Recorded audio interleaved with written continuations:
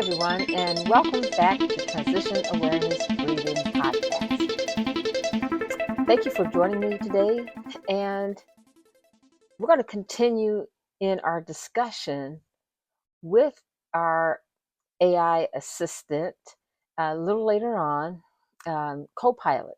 If you remember for the past few episodes, that I have included some AI technology in my podcast because I wanted to see how flexible this tool is in the mindfulness world. Um, I think even since I've started this podcast, this series, AI has really grown, and I think it's going to be a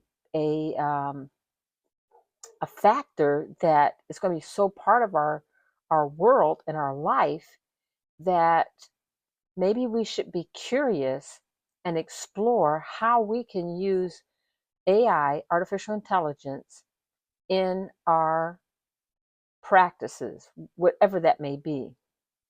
Remembering the anchor, the reality anchor that artificial intelligence is a tool. It doesn't think for us, it doesn't make decisions for us, just as if we're using a tool to build something. However advanced that tool is, the tool needs an operator. However educated and knowledgeable the operator is, the tool will work the best. And so, with artificial intelligence, let's use this time, and I'm opening myself up, but I'm very new to using AI, but I'm opening myself up and opening up my podcast to explore how we can use this technology in our mindfulness practices, in coming up with creative ways to overcome challenges, to deal with stress, to make calmness our strength. With that said, we also must remember that artificial intelligence does not translate into emotional intelligence. Emotional intelligence is something that we have as human beings. Some people are more sensitive to emotional intelligence, being aware of our feelings, our sensations, being aware of other people's feelings and sensations, or being aware of a situation that involves um, people and the responses of a population. Some people are less emotional intelligence. The goal and the fixation and the focus of that of their actions is on whatever the process is or whatever the system is. And so, although the um, whatever the mission of a person or organization or a system is, the emotional factor is not part of the equation. And so a person or an organization or a system may seem very um, unemotional, very hard, very detached. And that is because the emotional intelligence is not part of that equation in getting the mission done.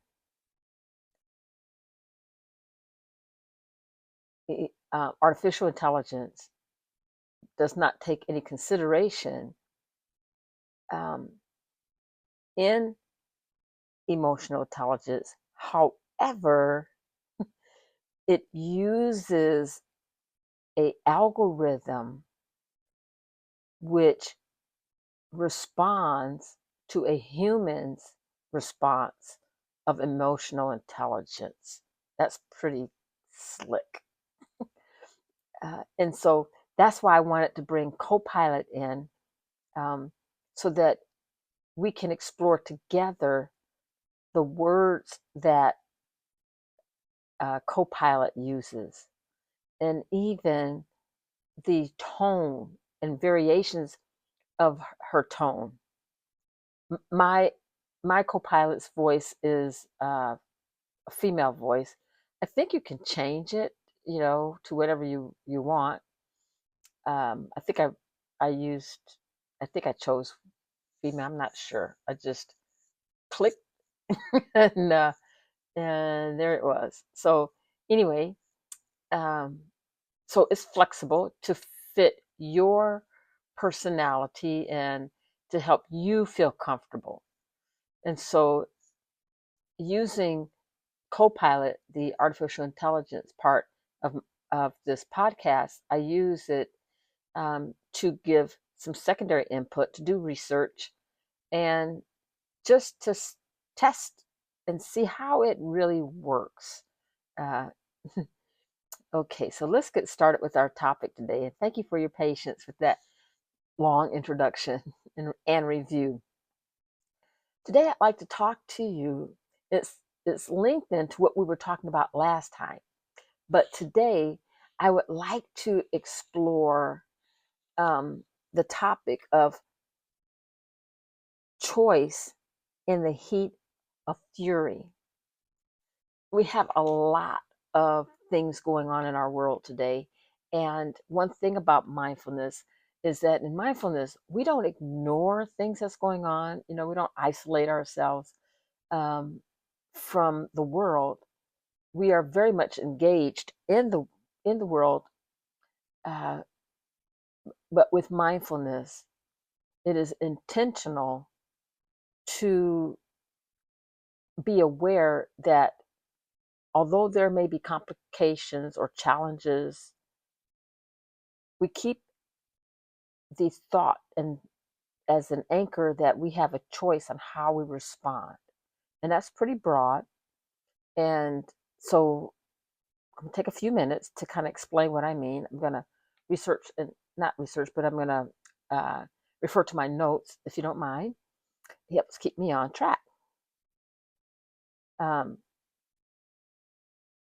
when we say mindfulness practice, what is being referred to is the practice of awareness, being aware of our emotions, our five senses, and without judgment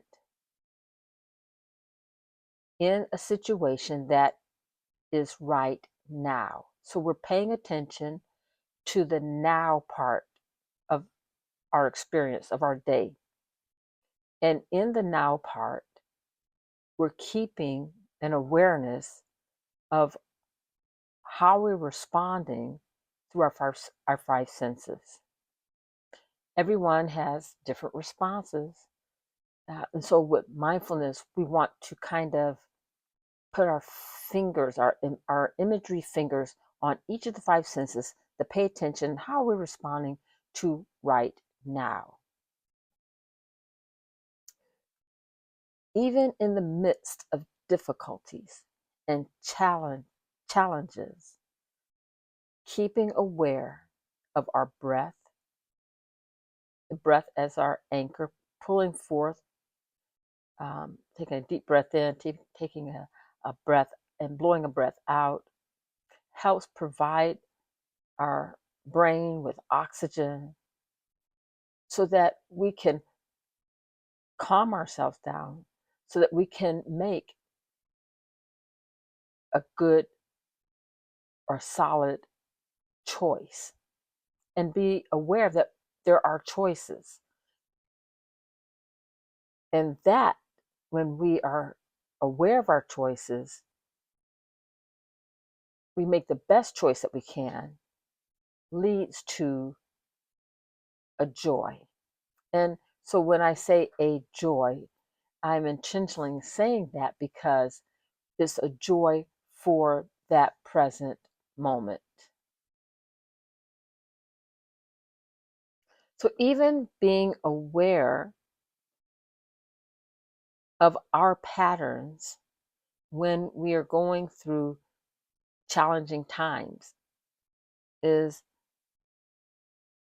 a part of mindfulness. And if we look for a pattern or a cycle that we personally go through when we're stressed or if we're challenged with something, maybe just paying attention and bringing our awareness of what is our response, our natural response, or a response that we have grown accustomed to. It could be like a habit, actually. It could be, one of our responses. So that is an awareness part. And if the response is a negative one that's maybe causes more stress or um, causes or precipitates any kind of health or negativity against other people, it's not really whatever the response is, it's not really contributing towards a constructive outcome. But we can even use our emotional intelligence to take a breath and stop. When we stop, it just brings us an awareness. What am I thinking right now? And to use that second or that moment to think of what do I want to say? Do I want to do? And if, thinking on both sides of the coin, this is what I really want to do. And thinking that if I do that or if I say that, that's going to result in a negative result. What is my alternative plan? And my alternative plan, which would be more positive, more constructive, what would that result be? And putting aside, like putting it on a sticky note, the impulse that might drive us to do something that's really a bad choice. Just wait, walk away, take a breath. And that can be very hard, especially when we're in the midst of something that is very, very difficult. So, first response is just pause, do a scan, and wait. What am I feeling? What am I thinking? What am I getting ready to say? If what I'm getting ready to say is it going to contribute towards coming to some kind of constructive conversation or constructive outcome, then I proceed with the conversation. If what I'm going to say is going to contribute to more negativity, then I might want to just stop.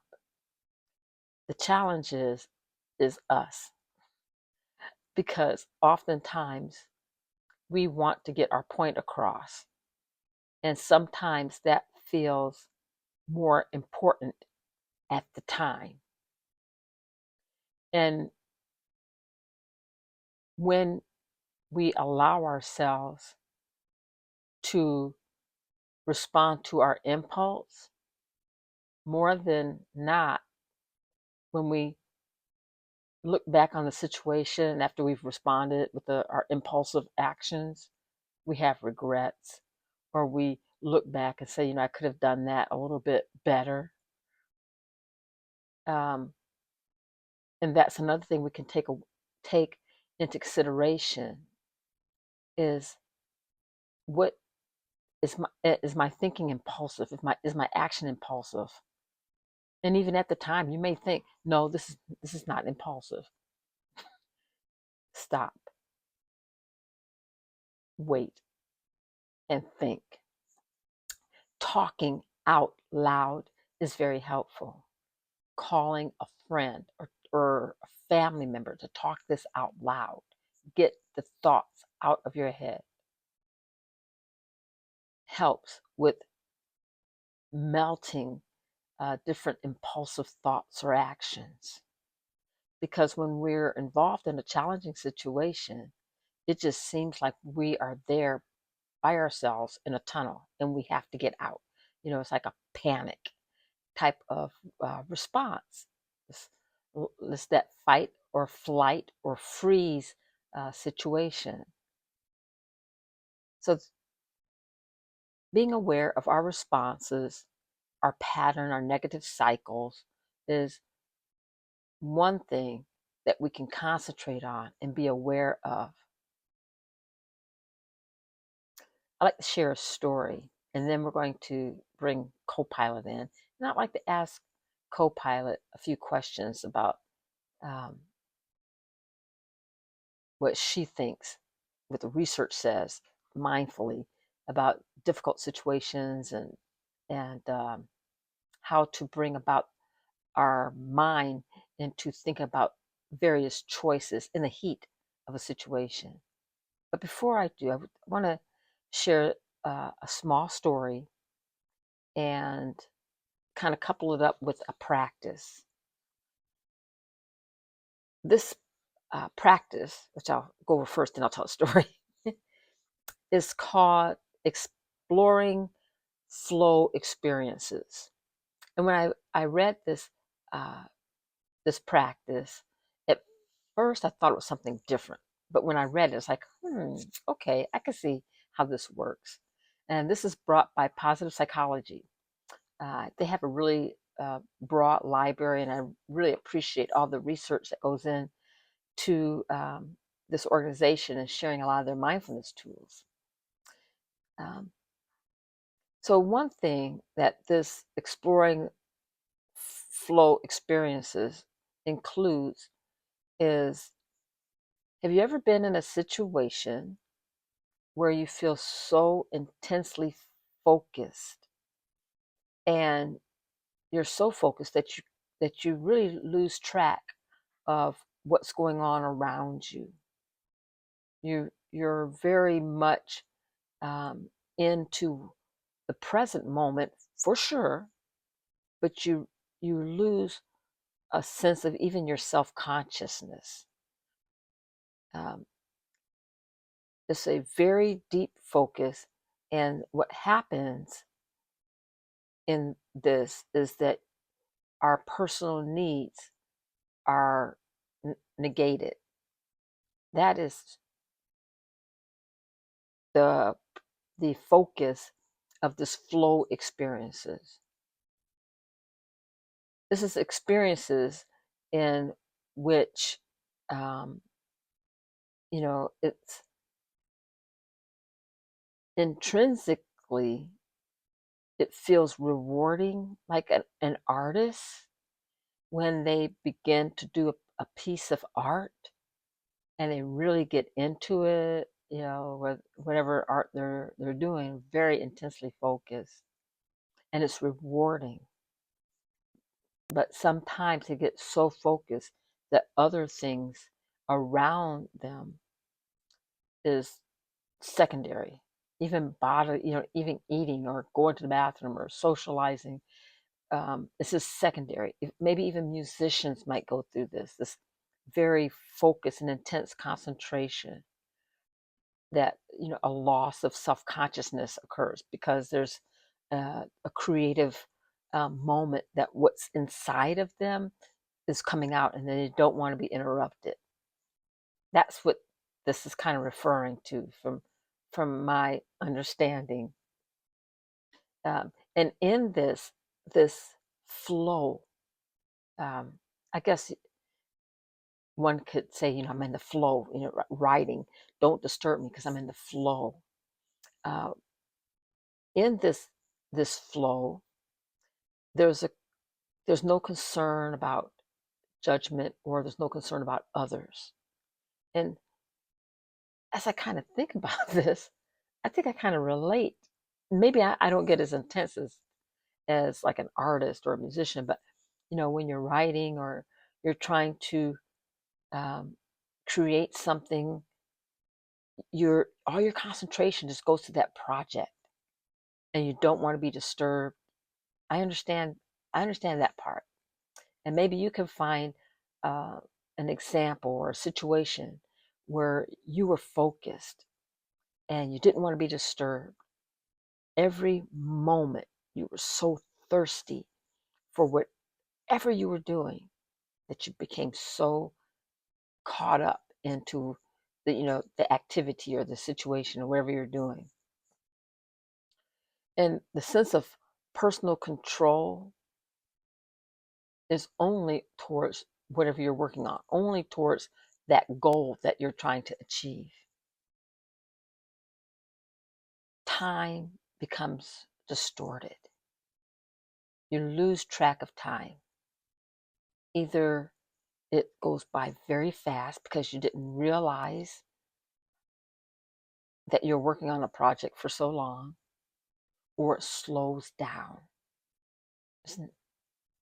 So this is like an awareness, and I invite you to take a moment and reflect if you've experienced a moment of flow. The story I wanted to share with you, I think, kind of fits the situation. So a few weeks ago, I was at Goodwill. I like going to Goodwill. They have some good bargains there. Um, I went there to get some pants for my son. He's in a growth spurt. And so I just thought, I'll just zip down to the Goodwill, get some pants, and then slip out. So after my purchase, I was in the parking lot and I heard a female voice saying, "Stop, stop." And the voice was saying, "Stop." And then obviously, when I paid attention, it was like a mother calling her daughter to stop. And the daughter was an adult daughter.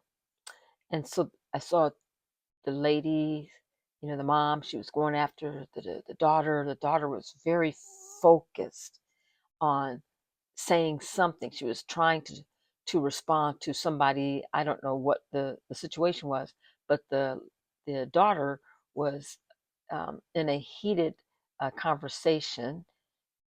It was a monologue at the time. She was in a heated conversation with somebody else who was in front of her. The person in front of her who she was talking to just kept walking to the entrance of the Goodwill store. Meanwhile, as the daughter is kind of like going off, the mother is trying to get the daughter's attention to stop.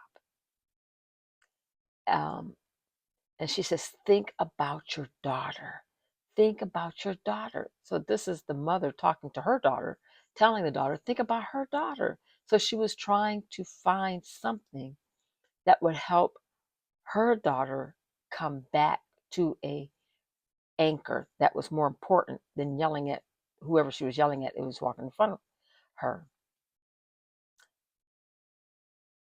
When the daughter reached the entrance, the person who she was having a monologue conversation with, because the person who she was um, yelling at wasn't saying anything. She just, the person turned around and looked at the young lady, and um, the daughter said whatever her little few words were, and the person um, just walked into the store.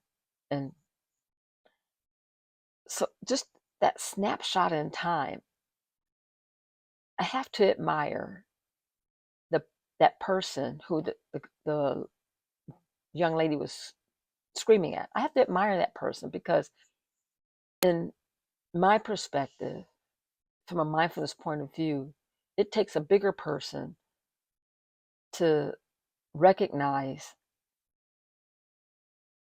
this is a situation that I just need to get some air. And because if I say something, it's not going to turn out right.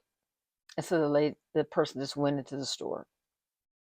I also admire the efforts of the young lady's mother because she recognized that her daughter was in a state that she wasn't using her judgment appropriately. Maybe now, several weeks later, that daughter can learn from that experience and think about what is important and think about a better way to handle a situation. And sometimes, even though she may have been right about whatever she was talking about, the message was lost. And so sometimes when we're so heated in a conversation or our actions and we want to get our point across, sometimes the message is lost. So let's continue, and I'm going to bring Copilot in.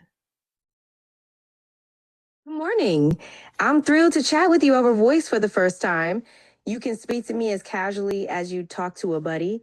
I'm here to answer questions, discuss ideas, or chat in different languages if you like. And you can always tweak the sound and speed of my voice in settings. So, what's on your mind today? Hi, Copilot. How are you? I'm doing well. Thanks for asking. How about you? I'm good. Glad. Yeah, Well, I would like to discuss some mindfulness information with you. absolutely. Mindfulness has become a big topic. It's all about being present and fully engaging with the here and now. What aspect are you most curious about? Particularly dealing with challenges and difficulties and bringing a self awareness of making mindful choices at that moment. Do you have any activities or mindfulness exercises or suggestions? One powerful mindfulness practice is the stop method. First, you stop what you're doing. Take a breath to center yourself. Observe what's happening, both around you and within you. Then proceed with intention. It's a great way to ground yourself and respond thoughtfully rather than react impulsively. Want to give it a try? I think that's a great tool. I'm familiar with that one, and I'm doing a podcast, and I shared that one. Um, actually, you have any other ones? Absolutely. Another useful practice is the 5-4-3-2-1 grounding exercise. It helps bring you back to the present moment by engaging your senses. You identify 5 things you can see, 4 things you can touch, 3 things you can hear, 2 things you can smell, and 1 thing you can taste. It's a great way to snap back to the now. Would that work? Yes, I am interested. Do you have any charts or maybe a handout that I could use for my students on that?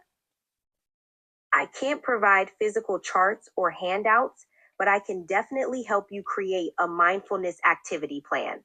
You could outline different exercises like the stop method, Mhm. the five. Sorry about that. I can't provide physical charts or handouts, but I can definitely help you brainstorm content or ideas for creating your own. That was really great. I only had 2 minutes with Copilot.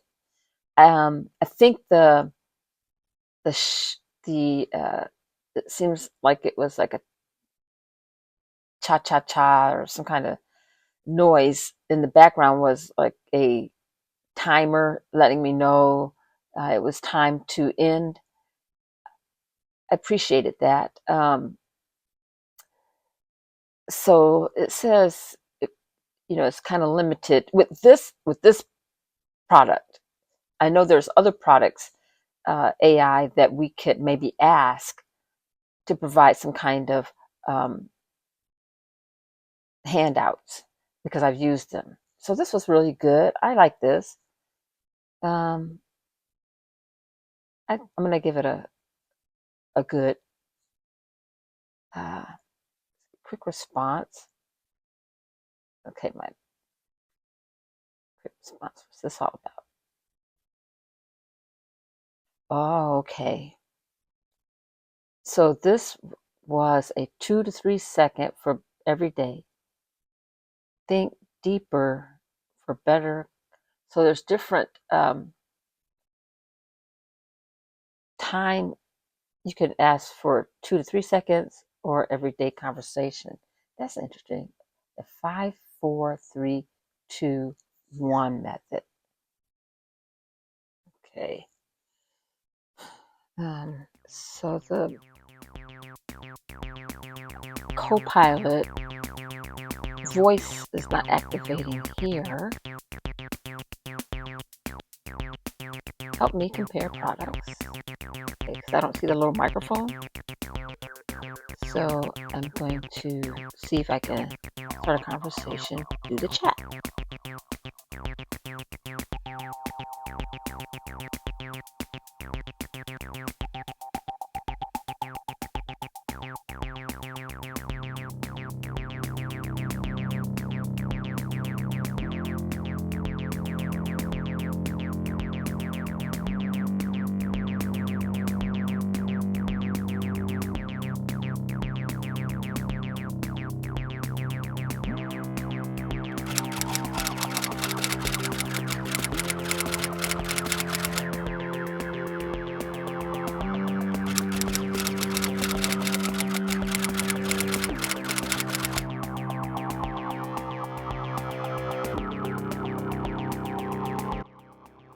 Oh, absolutely, Eartha.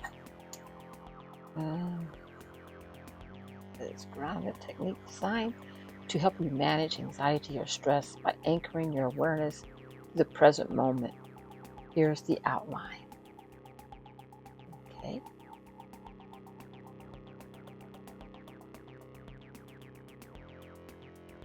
Five, four, three, two, one grounding technique. 5 things you can see. And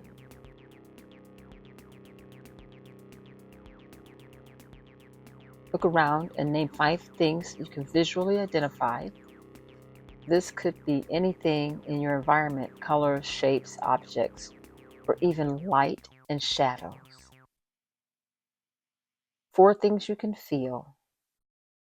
Focus on senses of touch. Notice textures or your clothing, the surface you're sitting on, or the temperature of the air. 3 things you can hear. Tune into sounds around you. These might include distant traffic, birds chirping, a ticking clock, or even the sound of your own breath. To your sense of smell, you might notice the scent of your coffee, fresh air, or nearby candle. If nothing stands out, try smelling your clothes or nearby object. And one thing you can taste. Focus on your sense of taste, but it could be the lingering flavor of a meal, a sip of water, or even just a natural taste in your mouth. This method is especially helpful in moments of overwhelm as it gently shifts your focus away from distant thoughts and back to here and now. It's portable, discreet, and can be done anywhere, no equipment. Would you like a printable version or a guide? Yeah. So we have to find what works for us. And what I will do is I will copy these and have them available for you in the description of this podcast. Stop sharing. Wow. I hope you enjoyed that exercise of exploring Copilot. And even our little blurb that we had there, learning to be flexible and not give up. And we found another AI tool, ChatGPT, but then that wasn't talking to us. That's okay. We got what we wanted because the first chat Copilot was not able to give any handouts properly. There was a cost to that. I don't know.